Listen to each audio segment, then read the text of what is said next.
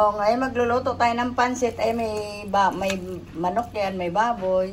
Ito celery na ginamit ko. Walang mabiling kinchay. Baguio beans, at saka lagyan natin ng sayote, repolyo. Yung bawang sibuyas niya. Tignan mo, nakalimutan ni Mama Cooking. Makalimutin na talaga si Mama. Ayan, yung bawang sibuyas. Yan, mag-slice na tayo. Siyempre, pagka ginawa nyo sa pansit, magpapakulo muna kayo ng tubig. O, maglalagay na tayo ng toyo. Habang pinakuluan natin yung water para mamaya, sandali na lang, may kulo na siya. Nakapakulo na ng tubig. Tapos ito yung ating manok at saka yung baboy. Pinagsama ko na. Antayan ko na talaga lumambot yan. Tsaka kumulo. Tsaka natin lagyan ng natin ng paminta. Ayan. Yan si Mama Cooking. Palagi na lang walang sukat sa tuyo. Pero siyempre, titignan nyo rin kung gaano kaalat. Bago nyo ibuhos yan. Ano mo lang, tignan nyo lang kung gaano karaming tuyo. Ayan. Lagyan natin ng sibuyas yan mamaya. Para yung habang kumukulo, may lasa na siya. Ayan. Balik tayo, mag-i-slice si Mama Cooking ng gulay. Para magigisa lang ako mamaya ng gulay. Mag-i-slice na ako ng gulay para madali na lang mamaya pagka ano. Hindi ko napapakita yung pag-slice ng gulay at matagal. Walang taga-video kay Mama Cooking. Sarili ni Mama Cooking ang nag-video. Sarili lang talaga ng kamay. Kaya mahirap. Okay. Mag-slice na tayo. O, luto na yung ating pinagpakuluan. Tatanggalin ko na to. Magigisa na tayo. Panguin ko yan sa yung karne niya para mag-isa. O, magigisa na tayo. Ayan, lagyan natin ng oil. Lalagay ko na rin yung ating bawang. Kasi medyo okay na yung ating laki ng talyasi ko, no? Pang malakasan to na pansit. Pero 1 kilo lang. Marami kasi gulay. Alam mo naman, si Mama Cooking mahilig sa gulay.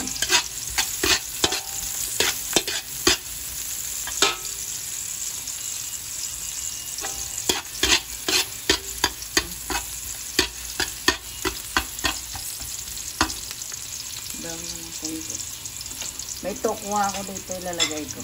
Ilagay na natin yung ating sibuyas.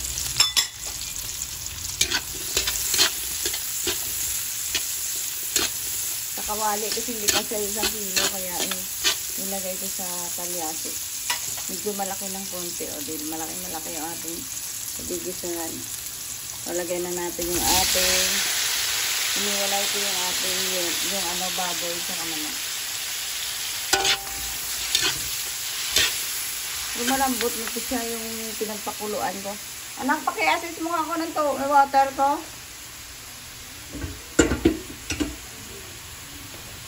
Alagyan natin ng patis para hindi ganong yun ang wala kong ay, hindi rin ito pwede handilan. O, maglalagay tayo ng toyo. Ayan. Ayan, okay na yan. Ganyan na karami. Kasi meron ng tuyo. Inilagay ni Mama Cooking doon sa ating kawali.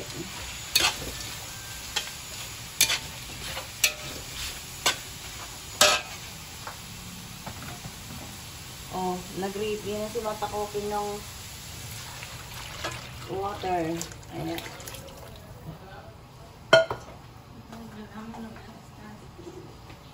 Maglalagay mo si Papa. Naliligo! Okay na yung ating lagyan natin ng nor. Okay na yung timpla ni Mama Cooking. Tama lang. Pag kulang pa yan mamaya. Luanain natin yung sayote at saka carrots. Ayan, ayan ating carrots. Yan, maraming gulay, di ba? Sabi ko sa inyo, pag nagulay si Mama Cooking, maraming gulay. Pero hindi pa siya kumulo, pero madali na lang yan. Hanguin natin to mamaya. Titira na lang natin mamaya yung yung karne niya. Balikan natin, di ba kumulo eh. O, lagyan na natin yung ating bagyo beans. Para mamaya hanguin na lang natin yun.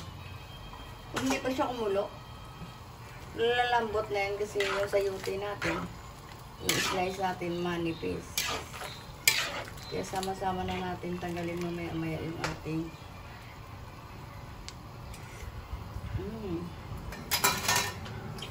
tama na yung timpla ni mapakukin sa ating pansit. Mamaya hanguin ko na. Lagay ko na ngayong tokwa natin. May tokwa ako para dumami. Tapos siyempre hindi mawala yung ating, alam mo, celery to. Daw na celery. Ayan. Lalagyan natin pampabango. Akala mo maraming sahog, no? Marami yan. Gulay.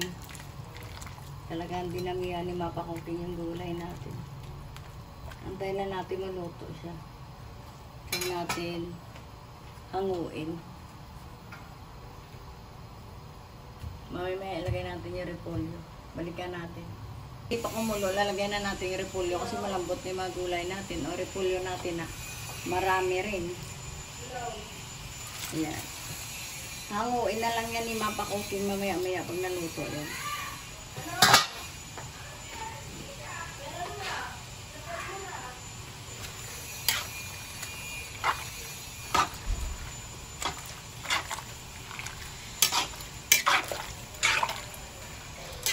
Akala mo yung ano ni Mama Cooking, yung niluto, ano pala, gulay pa lang pala, gulay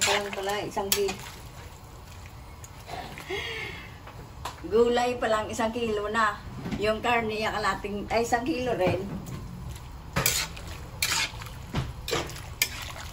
Maraming gulay talaga.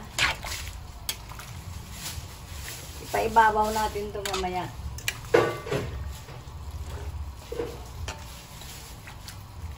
Tayo ko lang kumulong-kulo. Saka natin hanguin. Tama na yung lasa. Lagay na rin natin yung celery natin, oh, para paghango ko mamaya, ibabaw na lang ito lahat.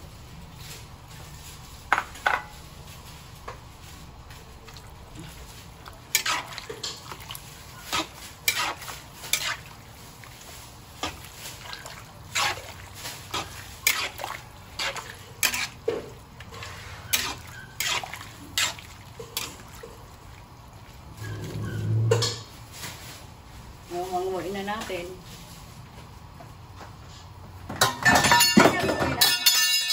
Ay, nalaglag ang ano. Nagwala si Mama Cooking. Walang assistant si Mama Cooking. O, tanggalin natin. Ayan. Paano magtanggal si Mama Cooking? Ganyan. Nagmamoist. Okay na, hindi na. Taan mo na. Okay na. Ilagay mo na. Magmamoist talaga yan. Kasi yung usok yan. Tinanggal mo na.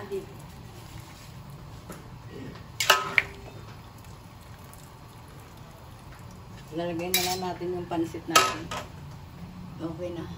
Tanggalin ko ng mabagal. Kailangan mabilisan pagtanggal. Pwede na natin lagay yung ating pansit. Yung pansit natin, 1 kilo lang. So, yung gulay natin, mas marami pa sa pansit. Mas maraming gulay, mas kunti yung pansit. Okay, paragay ko. Hindi katitira ko na lang ito yung isa. Parang marami. Marami siya yung gulay ni Mama Cooking, kaya okay na yan.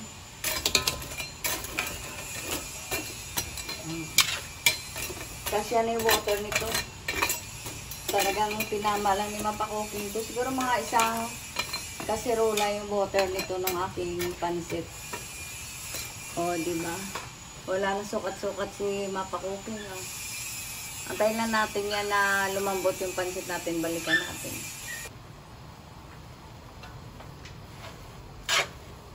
Okay na yung ating pansit. Lalagay na natin yung ating mga gulay dito. Naka. Tikman mo nga. Sunog na nga yung pansit natin.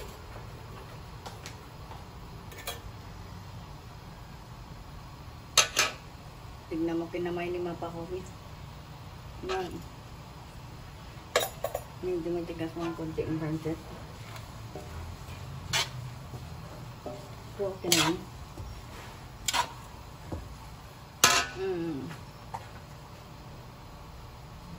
Tignan mo yung gulay ni Mapakuking. Mas marami pa sa pansit. Oh, di ba? Si Mapakuking hindi mahilig sa puro gulay talaga yung ating pansit. Oh. Haluin natin.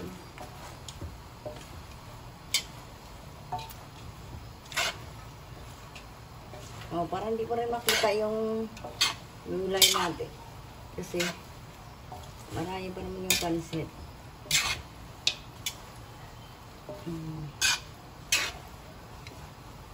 Tikman nga ni Mapakuking kung masarap na yung ating pansit.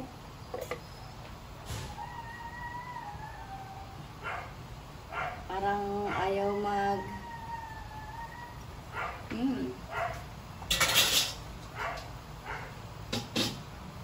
Tama na.